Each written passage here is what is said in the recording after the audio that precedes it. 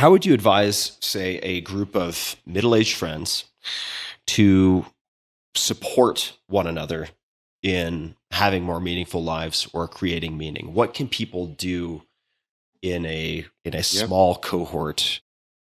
Would you have any recommendations? Don't just swap beliefs, Hmm. right? It's insufficient. It's just a propositional. Hmm. Commit to taking up together a living ecology of practices.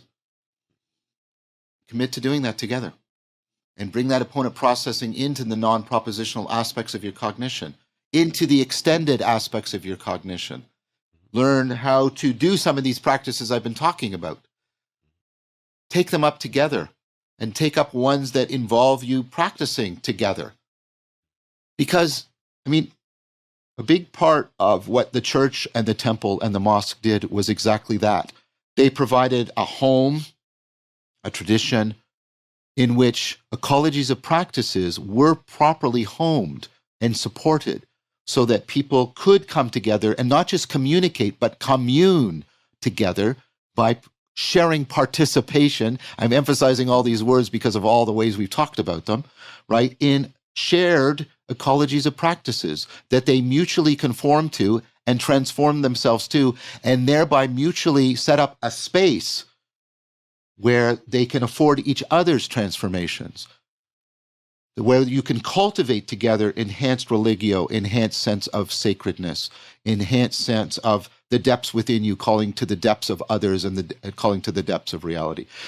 Don't tell me what you believe, tell me what you practice.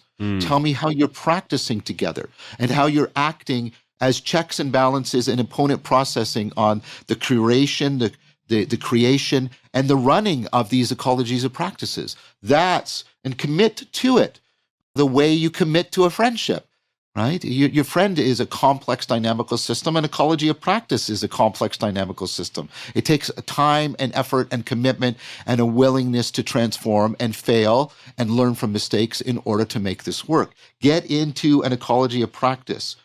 Try to make sure that ecology of practice is in ongoing dialogue and discussion with the best cognitive science out there right now, so you don't go off in weird rabbit holes that can happen when people do this, so that you stay tied to the best science we have about how cognition and consciousness and intelligence and distributed cognition and flow, etc. work.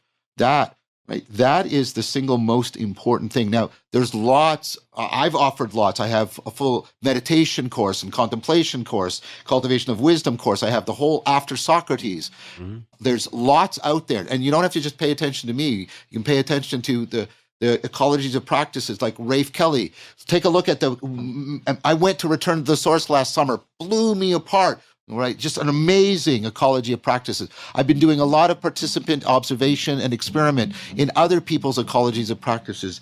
Like you have to become a connoisseur and a creator of ecologies of practices. There's no other way to enhance the capacity for participating in meaning. That would be the most central advice I would give somebody.